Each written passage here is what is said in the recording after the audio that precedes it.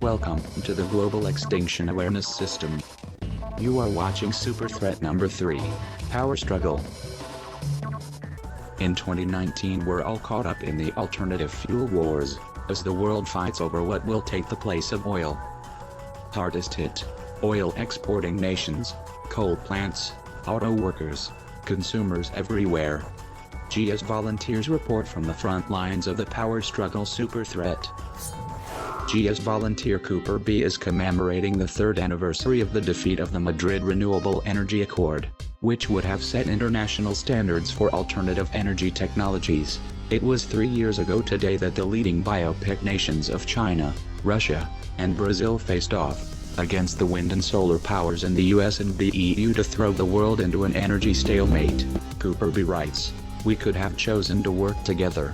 Instead, we got competing industries building technologies, products and infrastructures that just aren't compatible. And today we're paying the price."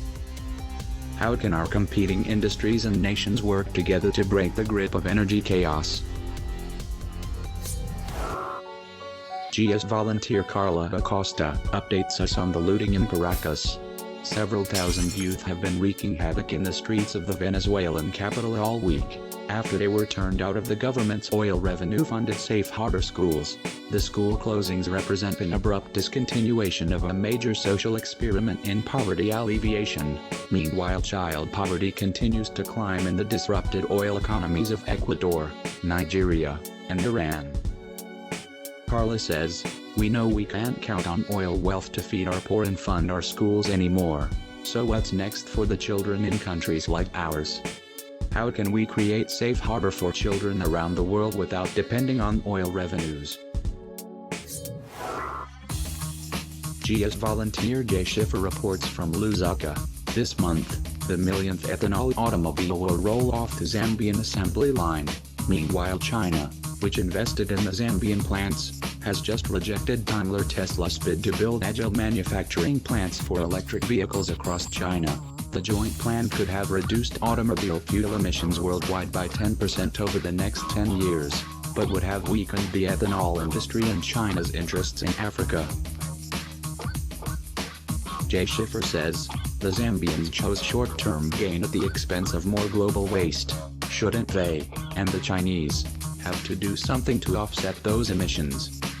How can we act together to hold nations accountable for their waste?" GS volunteer Brittany Chu reports from the outskirts of Bozeman, Montana, where 3 people died in this morning's violence at a makeshift camp for migrant wind farm workers. These migrants, many from the southern states of Alabama, Mississippi, Louisiana, and Texas, sought their fortunes in a region known as the Saudi Arabia of wind power, but angry locals say that the green wind power jobs belong to them. Brittany Chu blogs, "From where we stand, the energy economy isn't keeping its promise. We need more green jobs, and we need them now. How can we create a stronger green energy economy and reduce unemployment from our fading carbon energy industries?" GS volunteer Lin JR reports from Singapore that the docks at Pasir Panjang are eerily quiet today. Shipping giant Hansuk Logistics unexpectedly shut down its engines just hours ago, another victim of Walmart's price war with local fabbing services.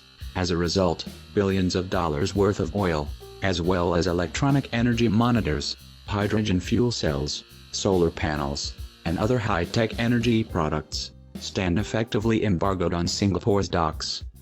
Lin JR writes, "This is a country where the entire economy depends on shipping. Workers of every stripe will now struggle to put food on their tables. How can workers worldwide protect themselves against the cascading collapse of industry giants? Together we can survive the power struggle Superthreat." GS volunteers are organizing now at superstructgame.org. Join us to invent the future of energy.